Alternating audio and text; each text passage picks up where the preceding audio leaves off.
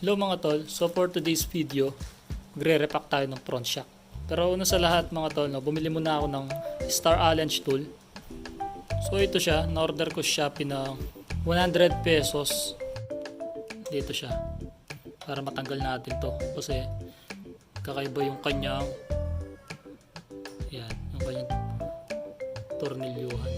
Yan. At syempre mga tol, ito yung ating gagamitin na for oil, yung ating Top Shock Attack. So good for touring, long rides, tsaka endurance. So di natin mapapagkaila na ang ating Aerox is medyo matagtag, kaya re-repack natin siya ngayong araw. Yo, let's go! Ito pala yung mga iba natin gagamitin mga tol. Yung pack wrench kung meron kayo. Tapos size 14 na bala. Tapos yun nga yung ating Star Allen. Tapos ito, okay, pang baklas mamaya dun sa takip ng ating shock. Tapos panungkit, kutsilyo na gagamitin ko. Tapos basahan. Tapos kung meron kayong ganito, wrench na ganito, yung mga tatanggalin lang natin yan, yung apat na bolt na yan, size 14. Ito din, size 14 yung sa axle or hehe kung tawagin. Tapos Gis. Tapos yung yan, yung Allen, Star Allen wrench, dalawa. Tapos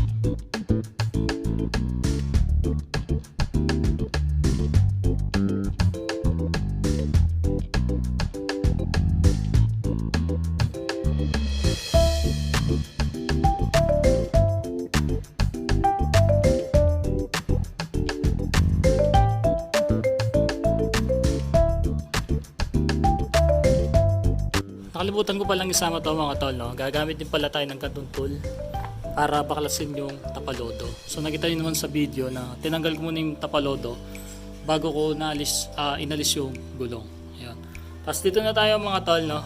Tatanggalin na natin tong bolt niya na dalawa para maalis tong single shock. Tapos pagkatapos natin dito, ito naman. Ayan. So nakabaklas na siya. Na yung gulong niya, tsaka tapalodo. So doon na tayo sa shop. Let's go.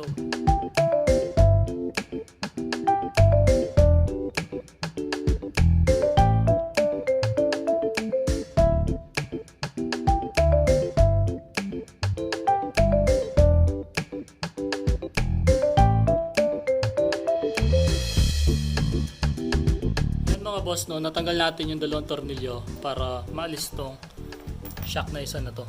Tapos tignan natin siya dito sa taas. Ayan, meron siyang ring. Ayan. So gagamit tayo ng ganitong tool para alis yung kanyang laman. Ito mga boss, ito yung gagamitin natin. So ipapasok mo lang siya na ganyan. Tapos yan, ihigpitan lang to. Tapos ito, para matulak niya, higpitan din natin. Tapos susungkitin natin yung ring dun sa loob. Ayan. Ito mga boss, to-set ko na siya. So ganyan yung itsura niya, no? Tapos susungkitin na lang yung ring niya para mabukas itong ating pinaka or maalis yung pinaka lock niya. Okay. Yan na mga boss, no? Natanggal na itong pinaka lock niya. Okay, nasungkit na natin. Tapos alisin na lang natin yung higpit nito para tuloy na nating maalis yung pinaka lock sa gitna. Ayan. Ito na mga boss. Yan. So naalis na tong pinaka-lock niya, yung pinaka-taas. Ayan. So may oil pa. Kaya may basahan tayo dito. Ayan. Ako lang kasi mag-isa nagbi-video. Kaya medyo nahihirapan din ako. Ayan. So yung spring na to, alisin lang, tapos alisin na natin yung stock fork oil natin. So itong ating Aerox is 2 months pa lang mahigit. So kaya naisip ako nang hirap pa kasi medyo matagtag para gumanda naman yung kanyang bounce. Yan, kaya ako lang gumawa. So kung gusto niyo bumili ng mga tools mga boss, yung mga link is iwan ko na lang sa description sa baba kung saan ako nabili. Ayan. Ayan, tapon ko muna yung oil nito mga boss.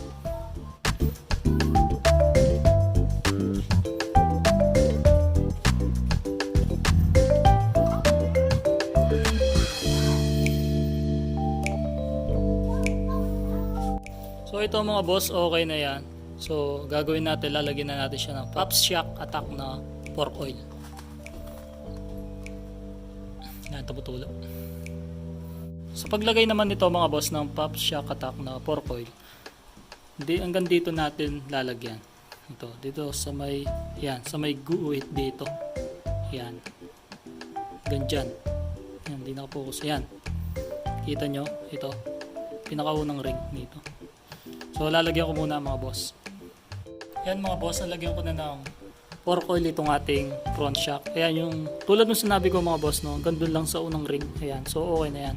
Tapos siguraduhin nyo rin na nakababa yung itong silver kapag lalagyan nyo ng pork oil. Okay. Huwag nyong itataas kasi kapag nakataas, so sobra ng pork oil yan. So, kailangan nakababa. Tapos, lagyan nyo ng pork oil. Ayan. Tapos, lalagyan na natin yung spring. Kapag lalagyan nyo na ng spring mga boss, no, kailangan yan, nakasagad na tong silver, nakataas na. Tapos, yung spring natin is, yung yan, dikit-dikit na spring, yan yung yung sa baba. Tapos, sa taas naman yung mga pal. Para di kayo malito. Yan. So, lalagay ko muna. Ito na mga boss, ilalagay ko na lang yung lock. Nalagay ko na yung spring. So gagamit ulit tayo nung tool na to. Mura lang naman yan sa Shopee. Iwan ko na lang yung link sa description. Tapos ilagay na natin tong lock na to na dalawa. Let's go!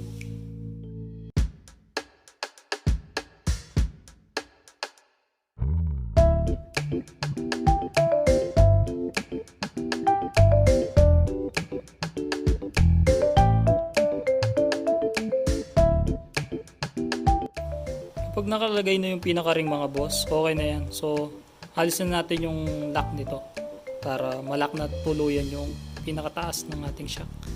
Ayan. So, wala nang tatagos na oil dyan.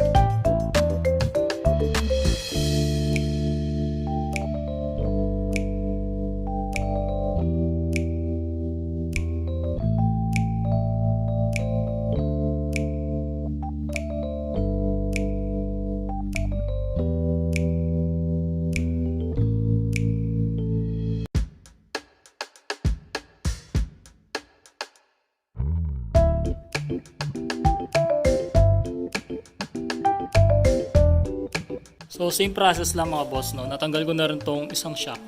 So okay na tong kabila. So ganun din yung process natin dito. Ulitin lang natin. So skip ko na lang to para di na umaba yung ating video.